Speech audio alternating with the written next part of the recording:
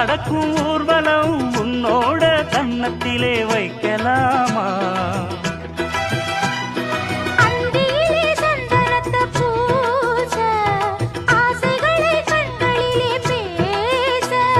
சேலையிலே நீ விசிறி வீச காலையிலே பார்த்த கண்ணு கூச